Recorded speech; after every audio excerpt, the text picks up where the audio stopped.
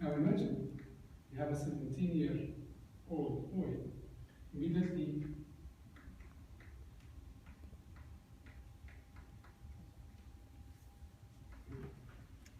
Now imagine a 17-year-old boy suddenly taken from that environment, which is a village in Jordan, with all these facilities, and you have seen our mobile phone, and you have seen our investments and whatever, and suddenly you throw them in the UK. And it is really a culture shock. I mean, girls are wearing shorts. To me, like, wow, what is this? Right? Boys and girls are kissing each other in the train, and to me that was shocking. Too many dogs. And everybody's caring about the dog, and you know, children, what the dog, you throw stones at them, etc., etc. Bears are around you. Then you go to the class and you hardly understand anything in the class. Your English was so good, in the sense you understand nothing.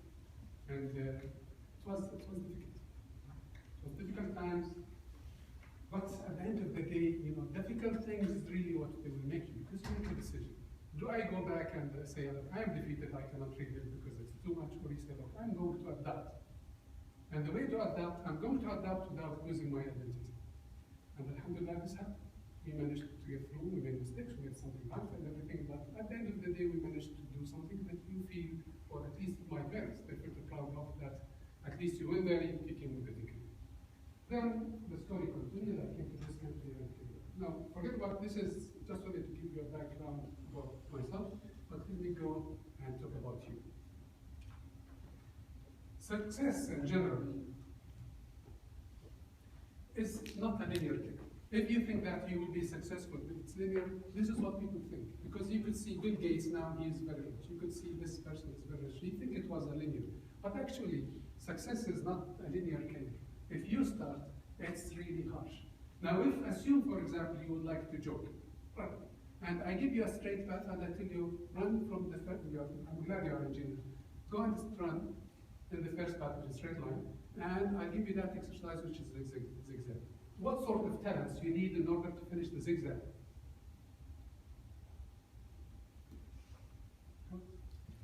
Patience. Right? Patience. Or passion, yeah. Patience is one of them. Actually, the three of them. If there is a passion, I mean, why don't we try? If I don't have the passion to go through this, I just say, why should I do it? The second one, you need an energy, right? And in the middle of the line, you will be tired, and you have persistence. If you have these three, nothing will stop you. Forget about the other things like teamwork, communication skills, and what have you. This actually things you could learn. But these things, they have to be with you in order to move. If you don't have a passion for something, forget about it. Don't do it. If you don't have the energy to do it, and you feel you cannot do it, don't do it. If you think that, and I go on this trip, and I'm not going to continue to do it, because these things, they are inside you. You cannot learn it. Nobody can teach you to be persistent. Nobody can teach you to love something. Nobody can give you energy. It is you who should have these three. And in order to be successful, and I promise you will not be successful straight away. You have to work so hard. You will fail so many times. But these are the three things we should have. Ask yourself before you start on a journey, a big journey in your future. Do I have these three things, components for this job? If you don't have any one of them, I would like you to pause and think whether you should start or not, and don't waste your time and maybe your energy. Now, if you think about people, how do I succeed? Innovation, inspiration, creativity, vision, goal, training, motivation, education. These are important things, but the first three are the most important things. Because these, they will come later. You can create a team, somebody else will motivate you, maybe the thing itself will motivate you, you have somebody with it, you can set your goal, or maybe you set your goal, but at the end of the day, the first three are very important. Now, in my experience, let me tell you the few things which I think they are so important for you to get successful. We agree these are the three which you really should have already, but these are the things which you should have. Anybody know what is mindfulness? What is mindfulness? Started with Buddhism as part of meditation. Mindfulness says, okay, in Buddhism, you have to understand yourself, and you have to detach yourself from the past, and so you don't feel guilty, and you have the energy to move on. Which means you have to understand yourself, you have to understand the environment. That was a technique for meditation which people in Buddhism, they used to do, to make you happy. But at the end of the day, companies, they took it as a way in order to make the company. So instead of having a person, have a company, and the company has to be mindful of what they do. In your case, you have to be mindful of things. You have to be mindful of yourself. So think about it. Understand yourself. Right? And can I do this? Do I have the energy to do this? Do I have the passion to do this? Don't pretend that you are something which you are not. Otherwise, you will fail. Right? So you have to understand yourself. Second, you have to be mindful of the time which you are in.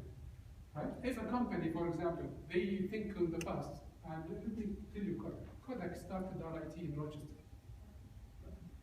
The company. And the whole RIT there was sponsored by Xerox and Kodak in Rochester. Suddenly, the digital era came, and Kodak said, no, this will go nowhere, and we are not going to go to digital filming and digital cameras and all that. The whole company collapsed, and you don't hear of it anymore.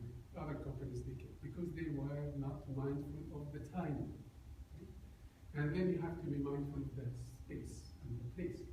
For example, are you mindful that you are in UAE? What does that mean?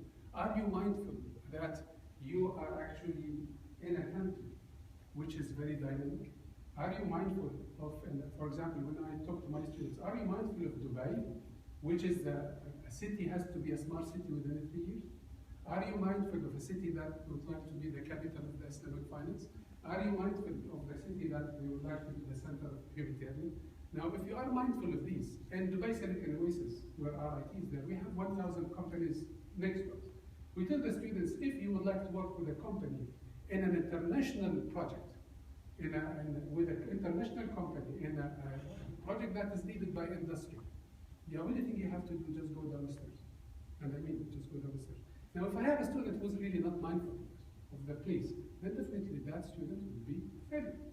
So you have to be mindful of yourself, so at least you put goals correct. You have to be mindful of the time, and you have to be mindful of the space. I'm going to skip it quickly because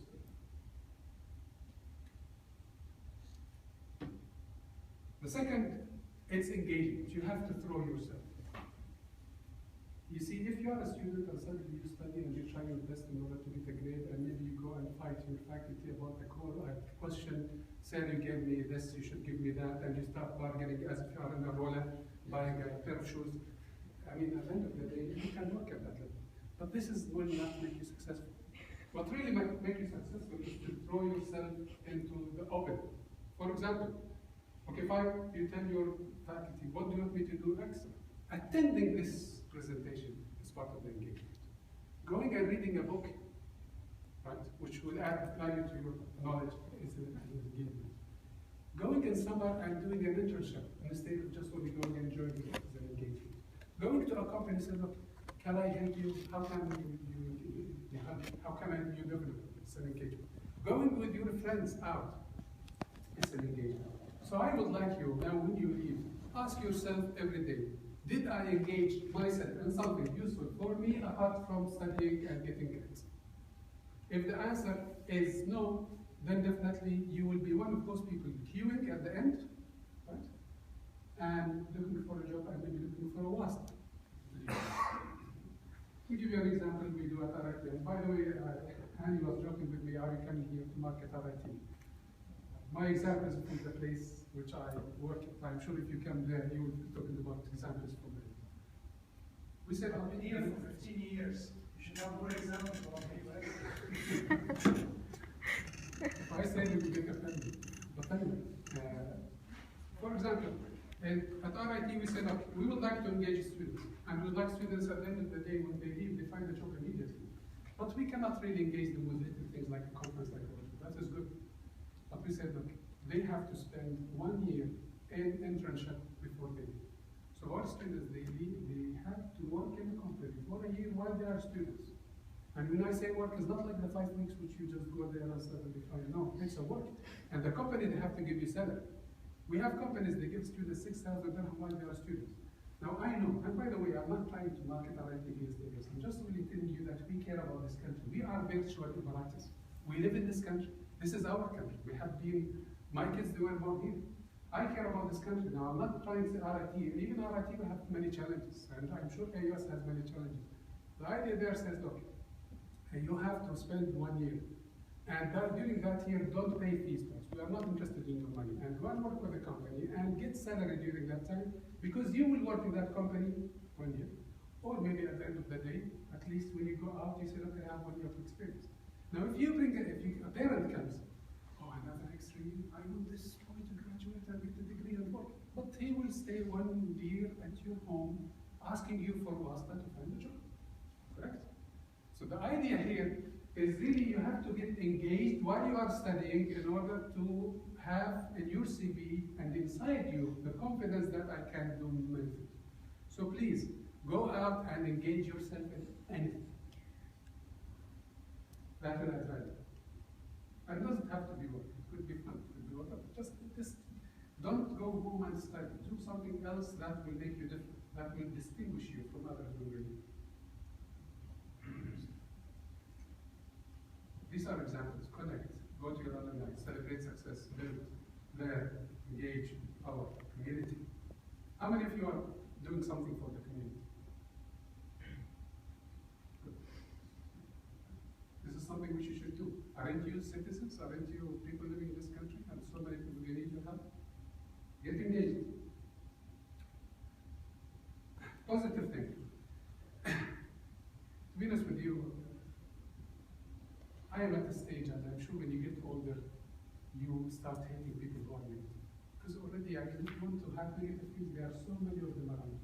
And you would like to be surrounded by people who are really positive. So at least they are happy. They can help you. And I can give you examples from this college where people, AUS, they are really so positive.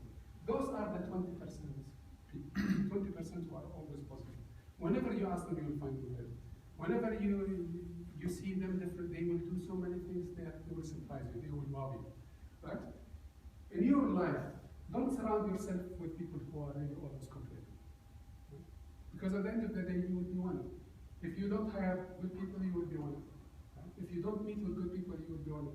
And I'm sure if you go to class, a group of students complaining about the professor, it's bad. They don't know how to teach whatever. Okay, spend your time with them. Who don't care about it? They will not change that fact. So you better find a positive way to look at the issue, or if you cannot find, just leave it and just move on. Surround yourself with positive people. Second, if you have a relation with somebody, whatever that relation, could be a faculty, could be a friend, could be whoever, and you feel that person is not appreciating your time and not appreciating the relation, just move on. Say, look, I don't have time to this. Check yourself. Do I have rally time to it? No. Every minute will count. And every minute I have to use it. And anyone who's going to pull me back, no matter how close to me, I'm going just to move on and move forward. The third point regarding positive. God did not create you to judge people. God created you to judge yourself. This is very important. So we find many people, their job is, their enjoyment is to judge people. Tall, short, stupid, whatever, and they put the day, and they forget actually what they are. If you just spend your time judging yourself, how do I become successful? I am engaged, I am whatever. This is much better. So my advice to you, don't spend your time judging people because it's not your job. And by the way, many of the people who you judge, maybe they are better than you. So what do you gain by judging people? Wasting your time, making enemies, and the people you judge, they will judge you, and they will not sit back. So don't be positive, don't judge people, judge yourself. And be critical with yourself and forgive other people when you judge them. The third point, if you don't like something, leave it peace. Let me give you an example here. When we, as faculty, we used to complain about many things happening at this university. We teach a lot. Our students are admitting students who are not good. Actually, certain people that are taking too much of the money, actually they are not really giving us enough money for research. They are not giving enough money, whatever. Right? We start complaining. Then you say, okay, and maybe my colleague there, we said, okay, since you are working here, definitely there are so good things keeping you here. Otherwise, if it was hell, you would have moved. So we started the discussion, give me 5 things which are good about this place. You see the whole discussion changes. Because now you are pushing them into an area, what are the positives? They will say, oh, it's a very stable university. The students are good. Now, after you list 5 good things, you became now normal. So your judgment becomes realistic because you started with the positive and the negative. Otherwise, you are angry and you're just only venting the anger. This is not the way we lead you anyway. So, and the best thing, if you leave, and I have seen many people when they leave, they make a mess when they leave. They start cursing everything, etc., etc. And the idea is really, if you don't like it, just leave. Just leave in peace. You never know what will happen. Maybe one day you will come back. Maybe those people, they will become your bosses at one stage at another place. So even from a business opportunity, the door open, otherwise you are really harming yourself. Not only this, if you live in peace, you live in peace. So the idea is really, tomorrow you will work in jobs, tomorrow you'll have friendships and etc., relations, whatever. If you want to leave, don't make it difficult. Just live in peace. So at least that will make everybody happy. And that was an experience, you learned from it, and you moved on. So when it comes to positive, be positive yourself, surround yourself with positive people, live in peace, and don't judge other people. And at the same time, when you move on, move without making too much disturbance. I was planning actually when I came, I said, look, if I'll ask one student to come and say the pledge of positivity, and all of you will repeat. But looking at the number here, I think but you could read. Now, maybe we should really add this to the university. I pledge to be a positive person, a positive influence on my family, friends, co-workers, and community. And by the way, don't take this as somebody's lecture. Please do it. You will find there is a big difference in your life when you are positive. You will find yourself not wasting almost 60% of the time you are wasting, you are not wasting anymore, and things which will not benefit you. You become useful. Right? Read a book. Go and see a movie. Go and help community. Meet with the friends who will make you happy. I promise to be positively contagious. Like it's contagious. And share more smiles, laughter, encouragement, and joy with those around you. I won't stay positive in the face of negativity. When I'm surrounded by pessimisms, I will choose optimism. When I feel fear, I will choose. I can send you this. You can find it in my book. Opportunity. Companies now, if you go, if they do the risk analysis, now each company has to do risk analysis. And it's very simple. You say, look, if you go in as a CEO of a company, as a president of a place, if you go and say, what actually the thing which is worrying you, not making you sick? So these are the risks. For example, you could say, look, maybe as a president of the university, that I don't have enough students coming to the university. Right? This is a risk. Right? Maybe I will have some good of my faculty, they will leave. This is is another risk, and so on. You list the risk. Tell me what is the most critical risk a person could have or a company could have. Document it. It relates to the title. Lose some of the 20%. This is an example of the risk. Actually, the risk is the most important risk you could take, losing an opportunity. Right? So you are a president of the university, and you say that the most risky thing is not having enough students, not having good faculty, whatever, is losing an opportunity. You know, EPFL is one of the big universities in Switzerland. The Yahoo guy, the one who developed Yahoo, he was a student, PhD student at EPFL. Nobody noticed that person, even his supervisor did not notice him. So he left to the States and he started Yahoo. The president was so angry. And he said, look, we lost the opportunity. It was under my hand and suddenly I'm losing it to another country, to somewhere else. And he started listing that the most risk a university or a company could take is losing an opportunity. The most risky thing as a person is losing an opportunity. Do you know what I do? I see everything in my life as an opportunity, as a person, as Yousef. Anything I see in my life as an opportunity, I say no. But in order not to misunderstand me, opportunity doesn't mean something I take advantage of. This is not right.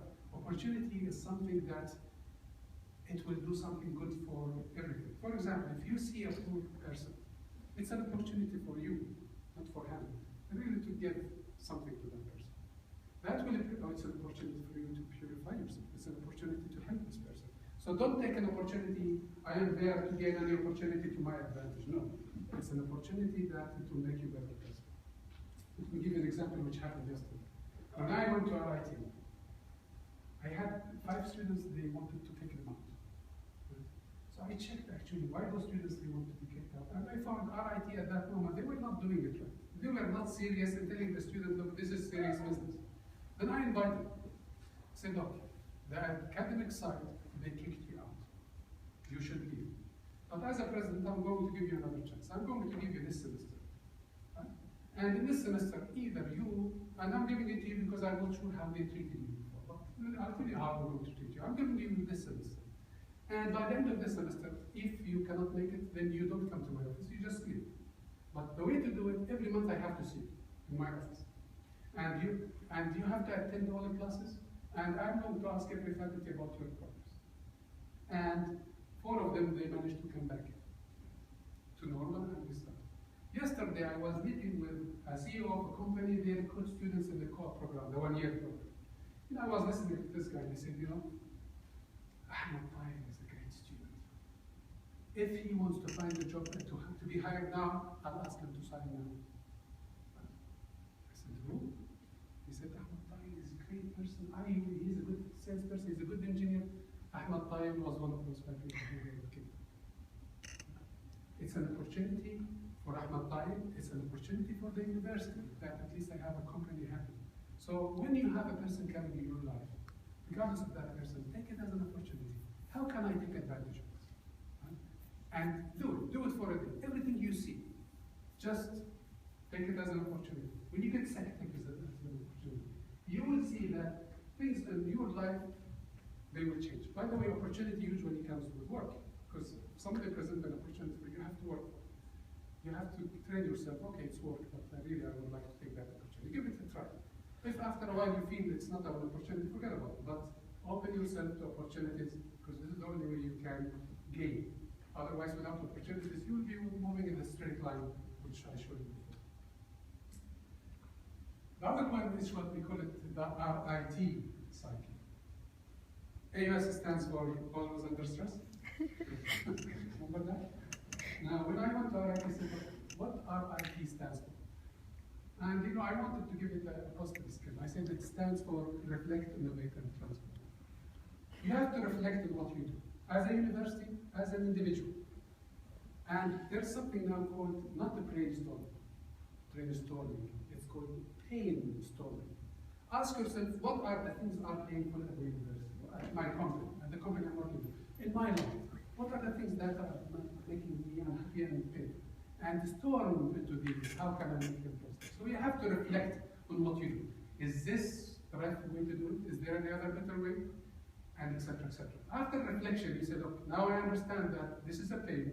I reflected on it. There is an opportunity that I innovate something in you.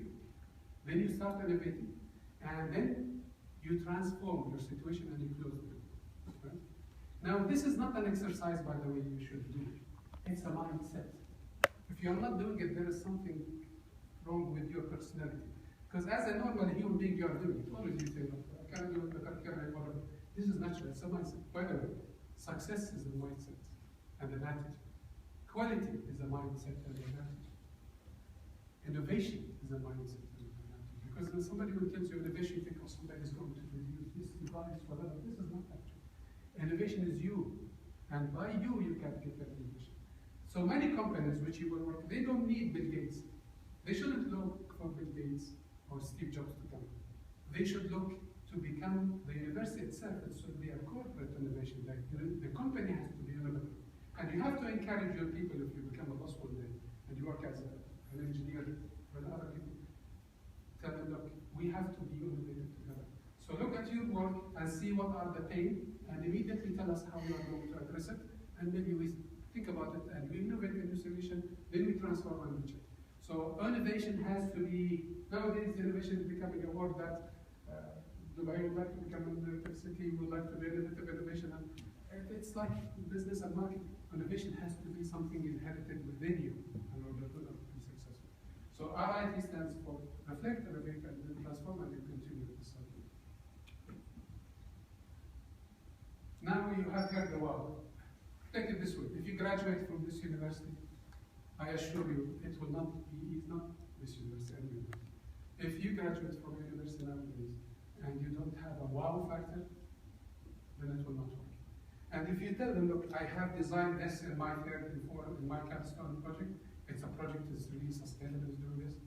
This is not the wow factor they look at. The wow factor they look at is what? It's you. You have to be the wow in order for them to say, wow, I have a very good pitch here, I would like to have it. So always take everything that I need to be a wow in something, otherwise nobody will hire you. Because we have so many engineers applying, other people applying. If you don't have any distinction from others, nobody will hire you. And at the end of the day, it's a wow. And you know, if you are not interested in wowing people, wow yourself. Why am I being a wow? At the end of the day, you feel happy. Remember, we agreed at the beginning that happiness is what this is.